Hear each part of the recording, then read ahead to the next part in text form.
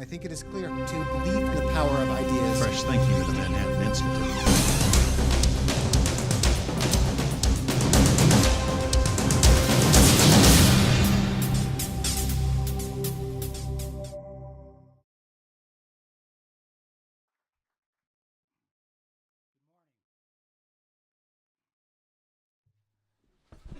Howard, I want to thank you and thank the Manhattan Institute, not only for hosting this important event, and you've brought in some remarkable people to talk about an important issue, and also for giving me the opportunity to make opening remarks, but I really want to thank the Institute for its enormous contributions to public policy discourse.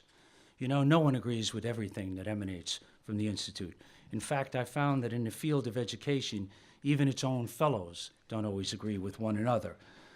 But no one can doubt, and no one can deny that the Institute is a powerful source for innovative and thought-provoking analysis on the key issues that affect our city, and for that I thank you and commend you. Now, as Howard said, the question that brings us together today is whether mayoral control, or as I like to call it, mayoral authority and accountability over public education should be reauthorized in Albany when the current law sunsets in June of 2009. In answering that question, I want to start with two assertions that I hope are shared by everyone in this room. First, K-12 education in this city and throughout the urban areas in America has long failed to deliver adequate results. Many, indeed far too many children, especially those who come to school with the greatest challenges, are not receiving the education they need and deserve. The debate over the past half century on this issue has been noisy and often polarized.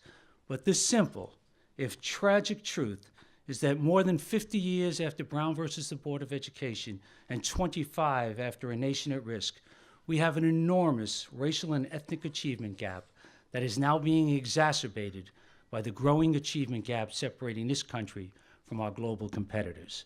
Number two, fixing education is going to require bold and strong leadership. Truly significant change is never easy, and it certainly won't happen quickly. But absent transformative leadership, we can expect that school reform will continue to be dominated by incremental, crowd-pleasing proposals, almost all of which require more money.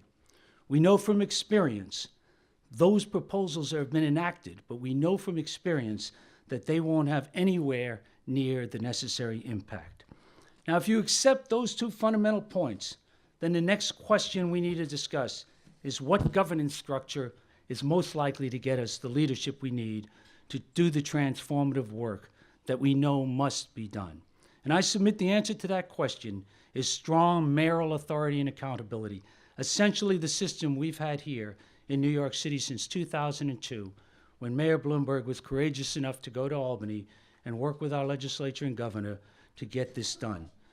And let me be clear, I'm not arguing that mayoral authority guarantees success, only that it's a necessary prerequisite to it.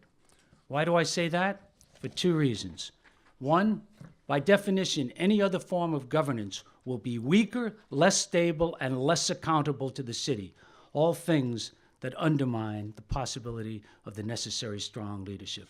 Indeed, from what we've seen across this country and from this city's own awful experience with school boards and divided authority, we know that traditional school board governance has not gotten the job done. Matt Miller had it exactly right in last month's Atlantic magazine when he wrote an article entitled, "First, Kill the School Boards." Number two, our own experience in New York City over the past 5+ years demonstrates that with mayoral authority and accountability, we have been able to take major, potentially game-changing actions in public education, and Howard alluded to that in his introduction. Changes that I submit would not have happened in the absence of mayoral authority. You don't have to agree with any particular program or initiative that I'm going to discuss in a little bit, but it's clear that initiatives of this magnitude, or indeed of greater magnitude, are going to be necessary if we're serious about getting the job done for our kids. And while there's a long way to go in New York City before we have the school system we all want, the results over the last 5+ years reflect significant progress. school reform takes strong and bold leadership. And let's be honest, no one has a better shot at that than the mayor. He or she is obviously the most important elected official in the city, has the most